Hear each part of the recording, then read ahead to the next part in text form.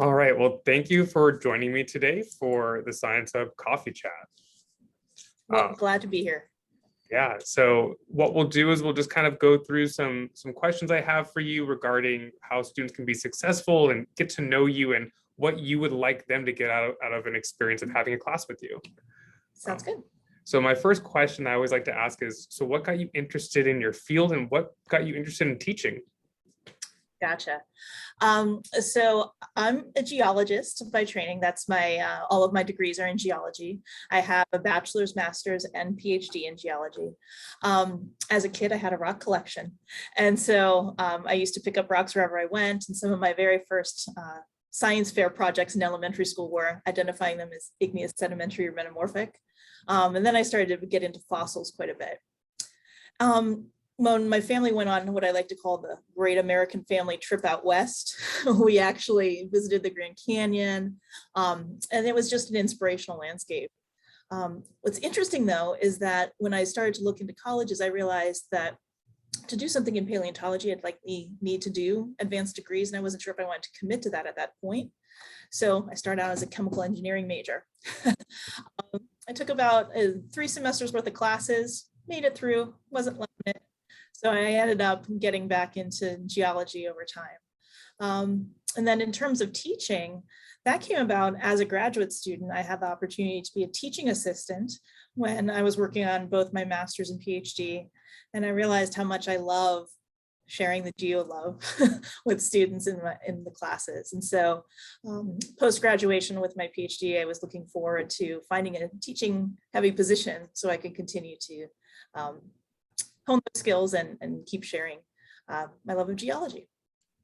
That's awesome. It's always great to hear about those stories and how, you get from that point A to point B and how it's not always linear, especially with all of our students in STEM, that typically it's a common thing that it becomes non-linear. Mm-hmm. Absolutely. One of the things about geology too is that most folks don't know a geologist. And so a lot of people discover geology as a potential career path when they're taking their introductory level courses that they had to take just because they needed a gen ed science credit. And so that's when I say, yeah, you're probably one of us if you had a rock collection too. Fair enough. So kind of jumping off of that and getting into some of your teaching. So, one of the questions I always like to ask is, what do you see from your students, understand that you get such a variety of students, I'm sure, ranging from just out of high school, some are probably currently in high school, some are maybe taking a few years off and are non-traditional. What are some common threads that you see for the students who are successful in your courses? What kind of resources or strategies are they using? Right. I would say the most successful students are the most engaged students. And so what does that mean? That means showing up to class, whether that's in person, online, or coming to Zoom sessions, participating in discussion boards online, whatever it is where you have the opportunity to create and build community with your peers and your instructor. I think the other thing that's important for successful students is that they're self-advocates in the sense that they're not afraid to approach the instructor if they have questions. They're not afraid to go do a little bit of independent research if they have additional questions on a topic. Just that they're there to really fulfill their goals of successfully completing the course because it's getting them to the next step of their educational goals. Sure. So talking about connecting with you and connecting with faculty, a lot of times at the college setting, it almost becomes, I've seen students get much more nervous trying to do that than they were in high school or in other settings where, when you see a teacher 3, 4, 5 days a week, it's so much easier to have that connection. What do you suggest for students who are trying to connect with you? Do you have a preference of office hours or after class, email? What kind of questions? Is there a barrier of like, you would like it to be course specific? Can it be about anything? What do you kind of like from your students to kind of start that conversation? I like to talk, especially about rocks. So I let the students know day one that I'm here and I'm willing to talk, and we can do that in whatever format is, they prefer. Obviously, in class, after class is great because you can kind of capture those in the moment questions. But then, like we all know, you're driving from point A to point B, you're prepping dinner, and you think, oh, I have a question about that. So I'm happy to answer students via email as well. Generally speaking, if it's related to course content, I think it's probably best if it's before or after class. But if it's the bigger questions of sort of student advising, degree planning, thinking about careers in geoscience, then it's usually beneficial to have an appointment that you make with me or a professor, simply because those conversations can go down different paths. You can start to look at transfer institution degree requirements online. You can look at professional societies, look at research opportunities. So there's a better opportunity for the professor or for me as an advisor to just kind of be prepared to kind of go off on those tangents and have the resources closer to my fingertips rather than right at the end of class where we might have to get out for the next class that's coming in. But I think the biggest thing is that if you, as a student, have questions, don't be afraid to approach your professors. I mean, we are ultimately here as your instructors, but we're also here to help you figure out where you're going next. We want to see you succeed. And I think that's the biggest thing to keep in mind. I remember being nervous to talk to professors myself, but I can't think of one time where I was basically sent away. Everyone was always welcoming. It's just a matter of, like I said before, being a self-advocate and just taking the initiative and starting that conversation. Great. Well, speaking of that self-advocacy kind of ideal, and you kind of mentioned it too with like cooking dinner and having those time management, a lot of students that we have in Richmond, regardless of institution, are dealing with working outside of their education, family matters, personal health issues, especially with everything going on right now. What does your classroom flexibility look like with that? Is there policies to kind of help with students who are going through other time issues, or is there really kind of a set guidance that you give them? How does that work? Or, how do you like to communicate with students about that? That's a great question. And I think it really is student dependent. Certainly at the beginning of the semester, and then as we go throughout the semester, I talk a little bit about time management skills as part of the overall class, because that's just useful. One of the things that I try to do is give students the full complete syllabus with all assignments posted to Canvas, our learning management system, right at the beginning. Therefore, they can start to see and plan out their weeks. I also try to set up my syllabus so I have a very regular schedule. So that every Sunday night there's a quiz, every Wednesday we've got our lab, so that there's a consistency to your schedule so you can set up your workflow around that. But as you point out, life happens. And so I do have cushion points throughout the semester. Even though we do 15 labs, you're essentially only graded out of 14. So is that you're going to have a little bit of flexibility. I have a late policy that does establish points off per day late, but it's not until after a week that you are losing complete credit.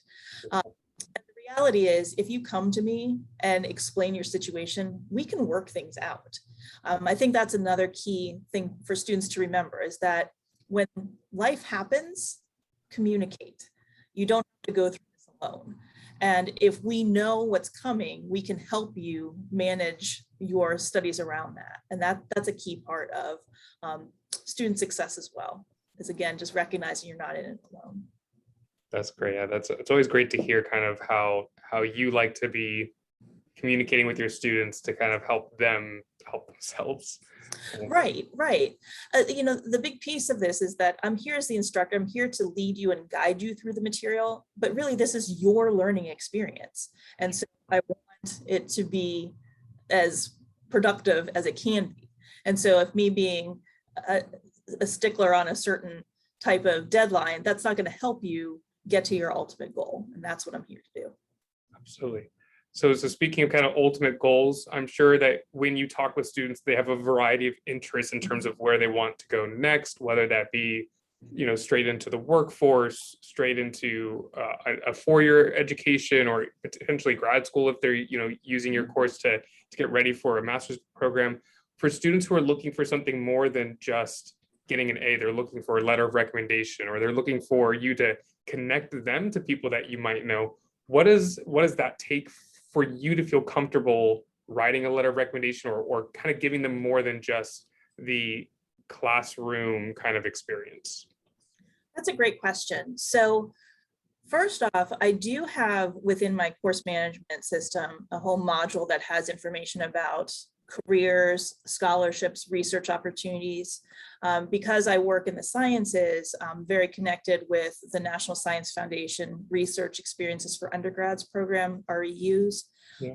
And so even if I am advising students who aren't necessarily interested in geoscience, I can point them towards other biology, chemistry, physics type programs. I also have information about various professional societies in there, just so that students can become aware of some of these opportunities. Now, when we get to the point of thinking about letters of recommendation, those are usually key to bagging some of those opportunities. And so in order to do those, I really like to have experienced a student over the course of a full semester and get to a final grade. I'm not saying that you have to have an A in the class.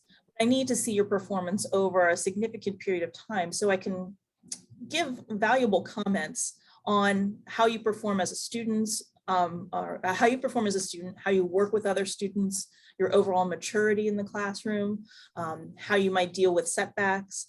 Those are all the types of things that are usually looked for in these recommendation letters, and that allows me to write the strongest letter possible. The other thing that I do have in my module there is a bit of information about how to approach a professor for a letter of recommendation. So please don't just say, I put your information on a form, because sometimes we get a random email. It's like, wait, what is this about? Yeah. You want to contact the professor in advance. You want to ask them politely if they would be willing to do the recommendation. Typically at least 2 weeks in advance, if not more, is great. And then indicate, are you going to need a hard copy? Are you going to be getting an email link sent to you? It still varies quite a bit. And so again, the more advanced prep you can give your professor, the stronger letter they're going to write, the more likely you are to get what you're after. Great, great. And then the last question I have for you, kind of encapsulating all this, how would you like your students to perceive you? That's a great question. When I first started teaching, I went to an early career workshop. And one of the exercises we did in that workshop that has always stuck with me was to basically create lists of professors, instructors, coaches that you really enjoyed working with. What were some of the things that they did to make it an enjoyable, successful experience? And then to do the same with courses or instructors or coaches where you felt a little bit at odds, or it just didn't feel like a good experience. And so that really helped me start to guide what I want to focus on as my philosophy of being an instructor. Most importantly, I want to be seen as approachable and accessible. Again, like I've said earlier, my whole goal is to help you get to your goals. And so to make that happen, I've got to be available to you. So I like to be very clear about my student hours when I'm available online or in my office for students to come talk. Again, open door policy as best I can, even with mask requirements due to COVID. And then also humor is a big part of it. Keeping a smile on your face is a big piece of it. And then also just being a strong advocate for students and helping connect them with resources that meet their needs, whether those be academic, economic, financial, other personal needs. A lot of our institutional structures, we have things available for students. And so just helping you find what you need to reach your goals, that's what I'm here to help you do. Perfect. Well, thank you so much for joining me today. Mm-hmm.